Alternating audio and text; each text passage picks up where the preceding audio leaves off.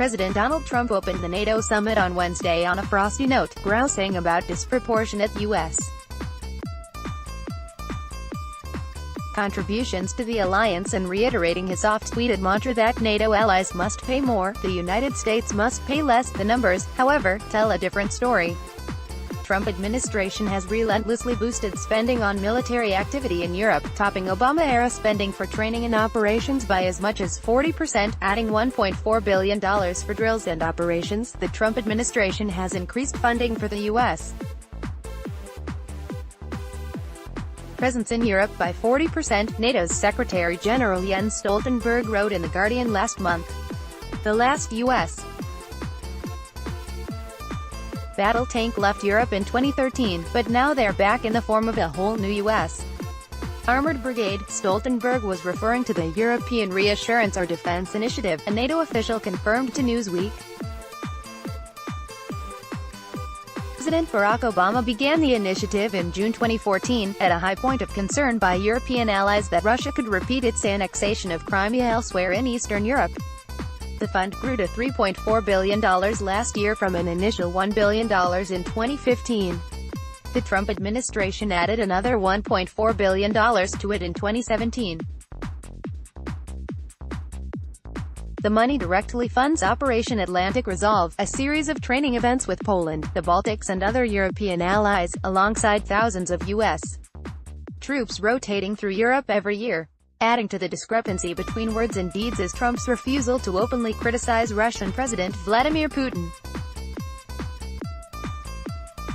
He also opts not to refer to Russia as a military threat to the U.S. and the same allies he has asked to increase military spending. This issue reflects a difference that we have seen several times over the first 18 months of the Trump administration. Steve Pfeiffer, a former U.S.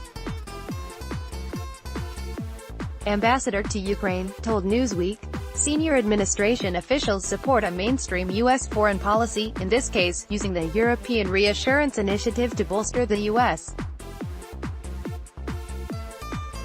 military presence in Europe, that appear at odds with President Trump's own thinking. There's Trump, and then there's the adult in the room at times. Trump's views appeared to contradict those of his own administration.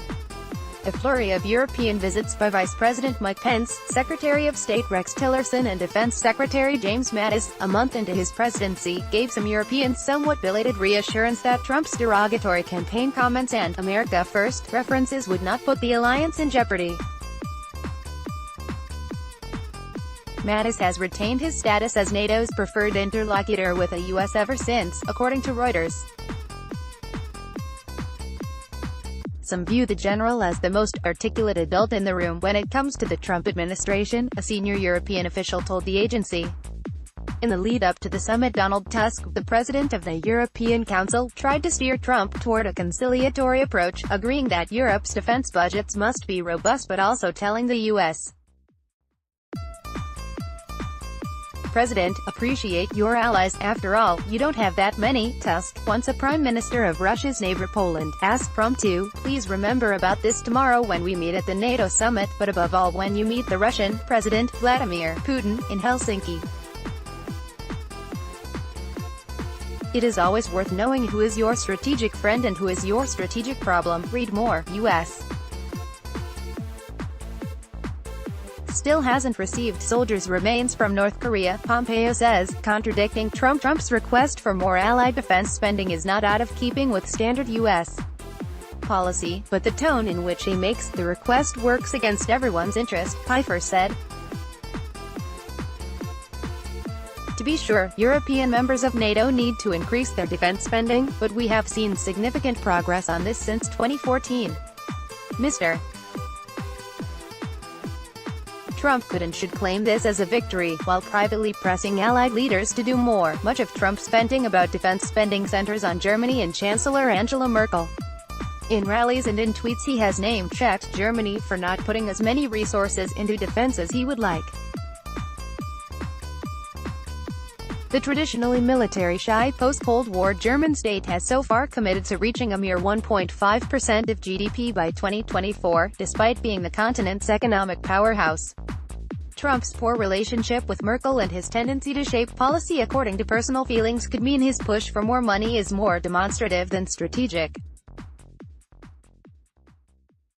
Learning to take yes for an answer. The big question is whether the president is making this point to improve the capabilities of the alliance or if he is using it as an excuse to weaken NATO. Daniel Fried, former Assistant Secretary of State for European and Eurasian Affairs, told Newsweek, he can still have quite a good week if he can use the anxiety that he has produced among allies and turn it into actual useful pressure on allies to spend more. The trouble is he hits people, and he keeps hitting. What you end up getting is not a better alliance but an irritated alliance, Fried said. Poland, where Fried once served as ambassador, is among the 5 NATO nations that already meet the agreed military spending target of 2% of GDP. Others are on course to meet the target by 2024, as agreed to at the NATO summit in 2014. Trump's blanket ire at all allies and spurious claim that the U.S. is spending up to 90% when it actually spends closer to 67%, risks neglecting an aspect of alliance besides capability. Solidarity, Fried said. Trump needs to take yes for an answer, said Fried. He put pressure on them and they are spending more. He should applaud them and count it as an accomplishment. If you just whack people, you won't tend to get help when you need it. If you are Eastern Europe, you have a special message for the president, and that is, we are spending more, but also they've got to be wondering, how do you think you won the Cold War, buddy? Recalling the enthusiasm Eastern European nations such as Poland, the Czech Republic, Hungary, all of which had large anti-Soviet protests in different decades of the Cold War, Fried said they did not only vie to come under U.S. military protection but wanted to be a part of this West. Don't take it from me. This is what I heard from Poles, some of whom were in communist prisons then. There's another issue here as well. Fried continued. You won't know when you are gonna need friends. The only NATO member to have ever invoked Article 5, which calls on the alliance members to mount a response when one of them is under attack, was the U.S. after September 11, 2001.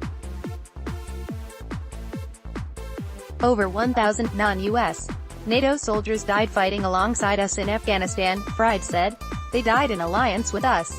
Trump should remember that.